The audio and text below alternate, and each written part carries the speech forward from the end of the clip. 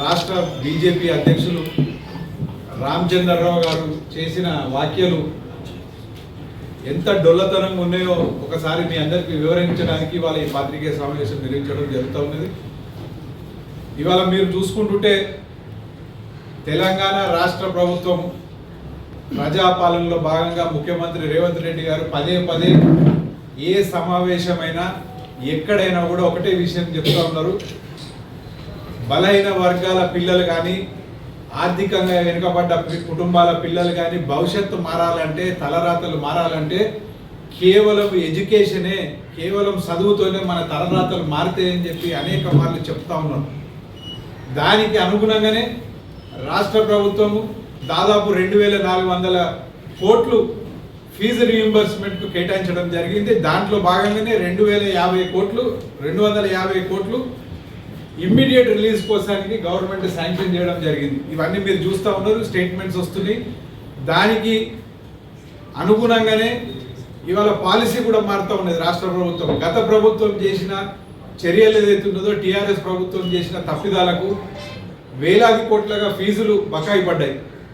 బకాయి పడడానికి కారణం ఏమిటంటే ఇవాళ కాలేజీలను అనడానికి లేదు, ప్రభుత్వాన్ని అనడానికి లేదు, ఎవరిని అనడానికి లేదు. ఎందుకంటే ఆ ఫీజులు ఎటుపోతున్నాయో తెలియలేని పరిస్థితి, మరి అర్హుల అనర్హుల అని ఏది తెలియలేని పరిస్థితులలో ఆర్థిక సంక్షోభం రాష్ట్ర ప్రభుత్వం ఏర్పడ్డ పరిస్థితుల్లో అవి కొంచెం పెండింగ్ ఉన్నా కూడా కొత్త పద్ధతిలో కొత్త పాలసీ తీసుకొచ్చి నేరుగా విద్యార్థి యొక్క అకౌంట్కు పైసలు వెళ్ళే విధంగా ప్రభుత్వం చర్యలు చేపడతా ఉండేది. ఇది మనందరం హర్షించాల్సిన విషయం.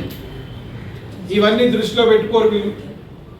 ఇవాళ డైరెక్ట్గా స్టూడెంట్ ఖాతాలకు ఏదైతుందో మనకు రైతు బంధు పడే విధంగా, లేకపోతే సీఎం రిలీఫ్ ఫండ్ పైసలు పడే విధంగా స్టూడెంట్ యొక్క అకౌంట్కు డైరెక్ట్ ట్రాన్స్ఫర్ చేసి కాలేజీల పైన ఇబ్బంది పడకుండా స్టూడెంట్స్ ఇబ్బంది పడద్దని చెప్పి ఒక చారిత్రాత్మకమైన నిర్ణయం రేవంత్ రెడ్డి గారి ప్రభుత్వం తీసుకున్నదని చెప్పి మీ అందరికీ తెలియజేస్తా ఉన్నాం.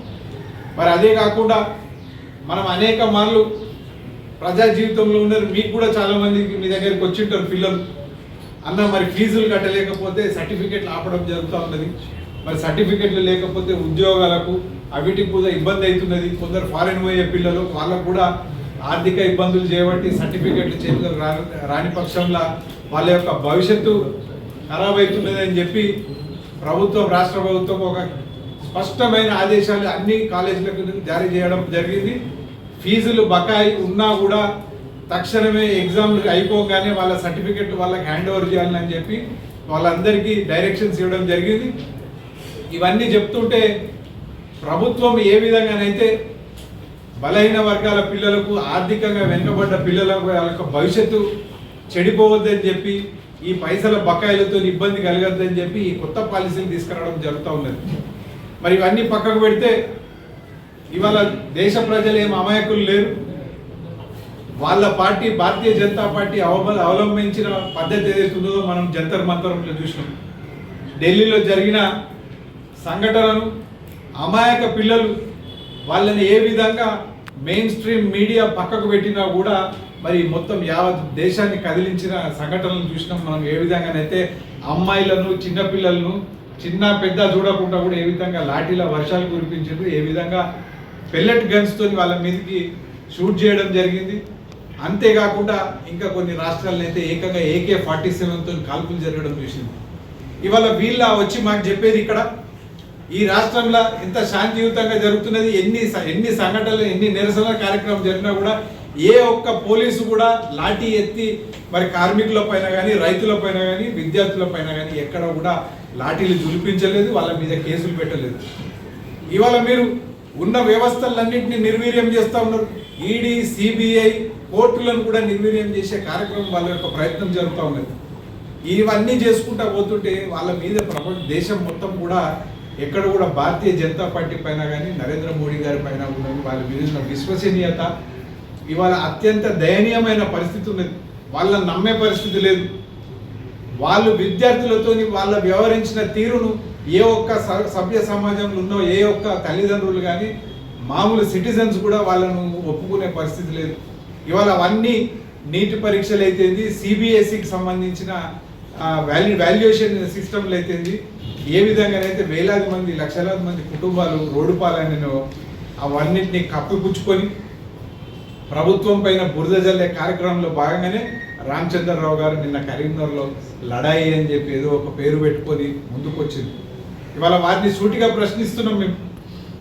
భారతీయ జనతా పార్టీ పాలిత ప్రాంతాలలో ఎన్ని ప్రాంతాలలో వీరు ఫీజు రీయింబర్స్మెంట్ ఇస్తున్నారు అది చెప్పండి చాలు మాకు.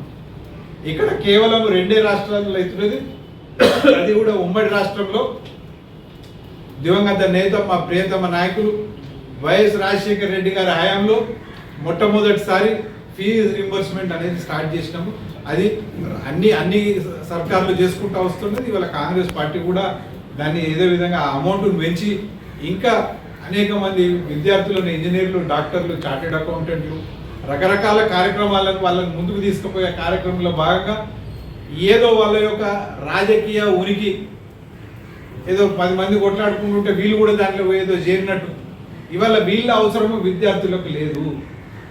భారతీయ జనతా పార్టీ అవసరము విద్యార్థులకు దేశం మొత్తంలో లేదు, తెలంగాణలో అంతకు లేదు. వాళ్ళ పక్షాన్ని వాళ్ళ ముఖ్యమంత్రి కానీ వాళ్ళ మంత్రివర్గ సభ్యులు కానీ వాళ్ళే పోరాడుతూ ఉన్నారు.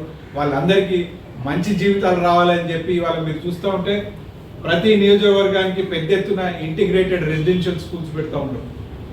ఇవాళ ఇంటిగ్రేటెడ్ రెసిడెన్షియల్ స్కూల్స్ పెడితే మీరు ఇమాజిన్ చేసుకోండి, ప్రైవేటు స్కూల్స్కు ధీటుగా వాళ్ళకి హాస్టల్ ఫెసిలిటీస్ కానీ అక్కడ ఉన్న స్పోర్ట్స్ ఫెసిలిటీస్ కానీ ఇవాళ చూస్తే రేపు యావత్ భారతదేశమే కాదు మొత్తం ఉన్న రాష్ట్రాలు భారతదేశ గవర్నమెంట్ కూడా వాళ్ళ పాలసీలు చేంజ్ చేసుకునే పరిస్థితులు ఏర్పడుతూ ఉన్నాయి. ఇవాళ ఇట్లా 1 కాదు 2 కాదు అనేక కార్యక్రమాలు చేసుకుంటా పోతూ ఉంటే విద్యార్థులను వీళ్ళు రెచ్చగొట్టి పక్కదో పట్టించి వాళ్ళని చేస్తా అంటే విద్యార్థులు ఎవ్వరు కూడా మనం గమనిస్తున్నాము, మన అందరం చూసినాం కూడా గత 2-3 నెలల నుంచి దేశంలో జరిగిన రాజకీయాలలో వాళ్ళు ఎవ్వరు కూడా మనం ఏదో చెప్తే వాళ్ళు మన మాట అయిన వచ్చే పరిస్థితి లేరు. వాళ్ళు జెన్ ఆల్ఫా, జెన్ జీ వీళ్ళందరూ కూడా వాళ్ళు ఖచ్చితమైన వాళ్ళకి తెలుసు ఏ పార్టీతోని బలైన వర్గాలకు లాభం జరుగుతుంది, ఏ పార్టీకి బలైన వర్గాల పిల్లలకు వాళ్ళ భవిష్యత్తు కోసానికి ఏ పార్టీ అయితే ముందుకు పోతా ఉన్నదో వాళ్ళ వెంటనే ఉంటారని చెప్పి మనవి చేస్తూ మరొకసారి సూటిగా భారతీయ జనతా పార్టీ నాయకులకు ప్రశ్నిస్తున్నాము. మీరు దయచేసి మీరు కేంద్రం లెవెల్లో మీకు ఇచ్చిన బాధ్యతలు ఏదైతే ఉందో నేషనల్ టెస్టింగ్ ఏజెన్సీ ద్వారా నీట్ పరీక్షలు అయితే ఇంకా రకరకాల పరీక్షలు ఏదైతే ఉన్నదో అవి మీరు చక్కగా చేస్తే చాలు. వీటిని ఎయిర్ ఫోర్స్ ప్లేన్లలో తీసుకుపోతాం క్వశ్చన్ పేపర్లను లేకపోతే ఇంకోటి ఏదో చేస్తామని చెప్పి కాదు, వాళ్ళ బాధ్యులపై చర్యలు తీసుకొని ఆ చర్యలు తీసుకుంటేనే మీ యొక్క విశ్వసనీయత ఎస్టాబ్లిష్ అవుతుంది. మీరు మరొకసారి ఇట్లాంటి కార్యక్రమాలు మీ యొక్క రాజకీయ ఉనికి కోసానికి చేసే ముందు ఒకసారి ఆత్మవిమర్శ చేసుకోవాలని చెప్పి మీ ద్వారా నేను డిమాండ్ చేస్తాను. Hi, this is Neha Shetty. Please subscribe to GK News. Hi everybody, subscribe to GK News.